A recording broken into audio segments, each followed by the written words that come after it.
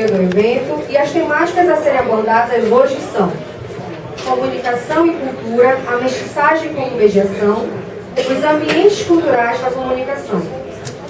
Este colóquio se dará da seguinte maneira: serão formadas duas mesas, uma às 13h15 e a outra às 15h30, com um tempo máximo de 2 horas e 30 minutos, subdivididos entre o mediador, que introduzirá a temática da mesa, seguido da apresentação dos trabalhos.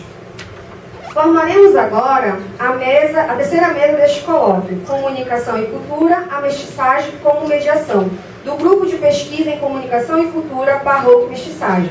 A mediação será do professor Dr. Amário Pinheiro, que apresentará a temática da mesa e conduzirá os trabalhos.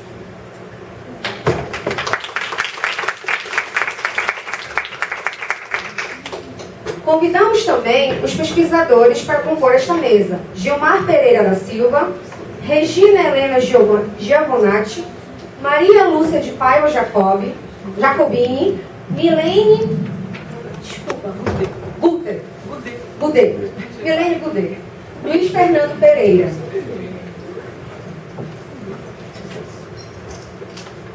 A gente vai? Sim. Esteja à vontade.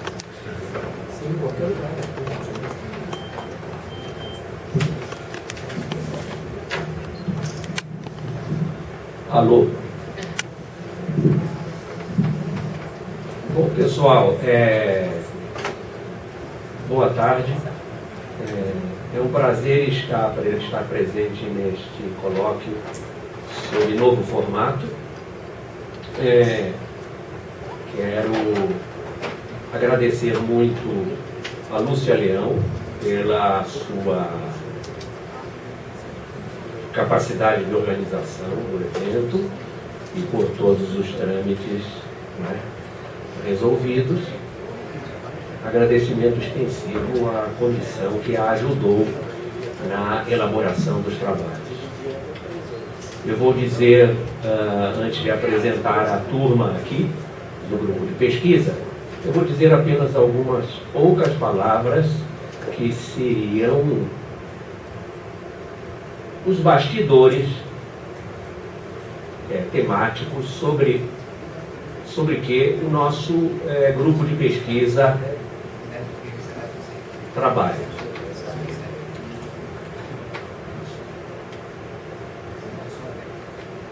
A América Latina e outras partes do mundo, como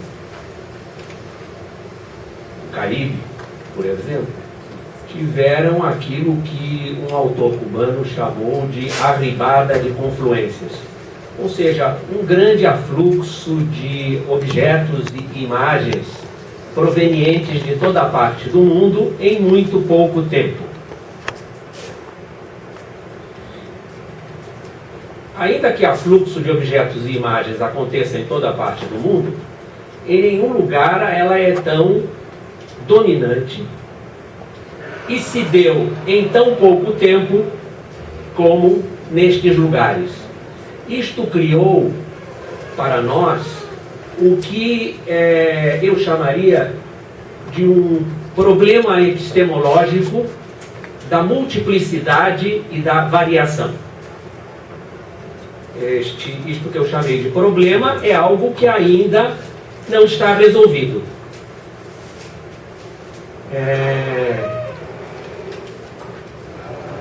Daí, nós temos que tratar sempre com alguma desconfiança uma série de padrões analíticos muito presentes na discussão teórica. Vou enumerar rapidamente, sem desenvolver alguns deles. Alguns desses padrões analíticos que devem ser vistos, pelo menos com desconfiança. Primeiro, a ideia da sucessividade epocal, ou seja, de que temos que analisar os nossos objetos a partir de etapas que se substituem. época antiga, moderna, pós-moderna, contemporânea. Podia falar mais baixo aí, companheiro, obrigado.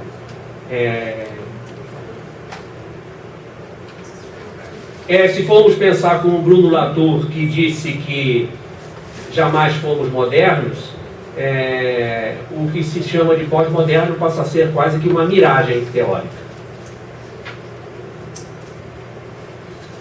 Também temos que olhar com desconfiança as dialéticas de tese, antítese e síntese, que transformam a síntese numa nova identidade. Esta dialética que se desenvolveu a partir da superação da chamada metafísica ocidental, com a grande contribuição dos pensadores marxistas. Outra coisa que temos que olhar com desconfiança é a explicação dos movimentos da América Latina a partir da oposição colonial-pós-colonial. De novo entra aí o pós, não é? Como se já não tivesse havido um grande processo de descolonização junto com a colonização. E como se não houvesse inúmeros elementos de colonização ainda no que se chama de pós-colonial. Então,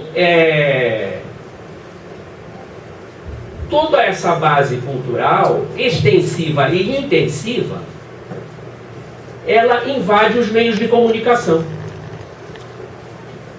De tal maneira que poderíamos, pelo menos, identificar 3 situações analíticas, pelo menos, que deveriam ser enfrentadas. Uma situação analítica, aquela onde prevalece essa base cultural da multiplicidade e da variação. Estou falando muito rápido tudo isso, evidentemente, não é? Uma outra, que é uma faixa enorme, em que esta base cultural se mescla a toda a produção dos meios de comunicação, desde os meios de comunicação mais antigos, passando pelos meios de comunicação telemáticos e pelas mídias digitais. Então aparecem aí inúmeras combinações que têm que ser esclarecidas. Então nós temos que continuamente que fugir à visão panorâmica e dar a atenção às situações locais endêmicas. Ou seja, há uma complexidade local que não se explica pela generalização panorâmica, que continuamente é feita.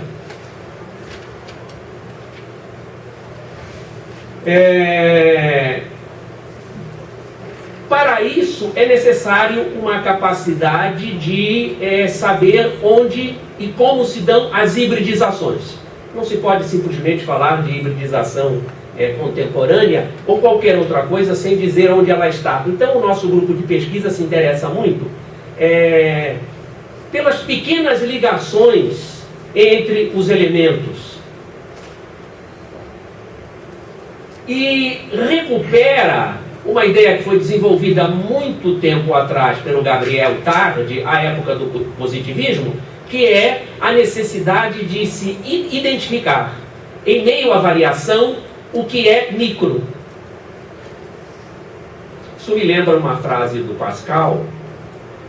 Sempre é bom citar alguém do Ocidente importante, né? Para justificar o que ele está dizendo. Tem uma frase do Pascal que esclarece muito isso. Ele diz assim, o Pascal: uma fazenda vista de longe é uma fazenda. Quando nos aproximamos, a fazenda são gados, a casa da fazenda, grama, pasto, formigas, pernas de formigas. Evidentemente, a América Latina e o Caribe são como esta multidão de pernas de formiga não analisadas. E isto está presente nas situações midiático-culturais.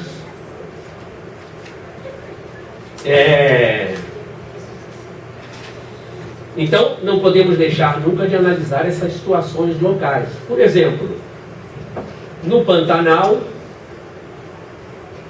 o que se escuta mais é rádio. o meio de comunicação mais utilizado é o rádio. Será que o pessoal do Pantanal não merece ser considerado como seres humanos dignos de serem levados em conta na atualidade? Então, daí a necessidade dessas contínuas ligações sincrônicas e diacrônicas, né? Que a gente chama de sincrono-diacrônicas, para ficar mais bonito. Então, esse é um assunto bastante longo e passo em seguida a palavra para a mesa.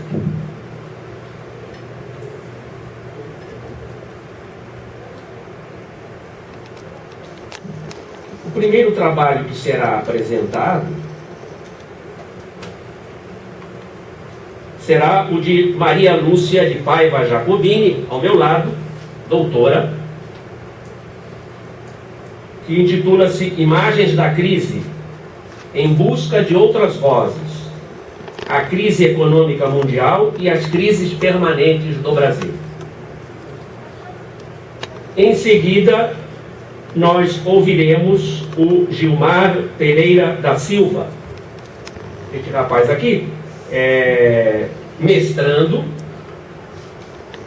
os dois mestrando do COS, que vai apresentar um trabalho chamado Imagens Humorísticas, Imagens Ambivalentes. Em seguida, ouviremos Regina Helena Gianotti, mestre e atrasada, que vai apresentar um trabalho intitulado A Transposição de Marcas para o Contexto dos Estados. Depois, passaremos a palavra para Mila Goudet, nesta ponta aqui, doutora,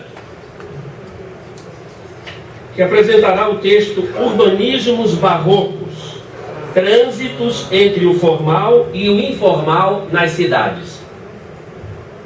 E depois, fechando as falas, ouviremos Luiz Fernando Pereira, ao meu lado, doutor também,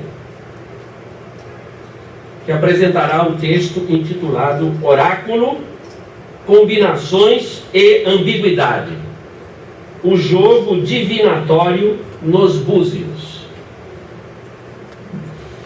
Desta maneira, então, eu passo a palavra para a primeira apresentação da Maria Lúcia, advertindo a mesa que terá de 15 a 20 minutos no máximo para apresentar suas falas. É isso.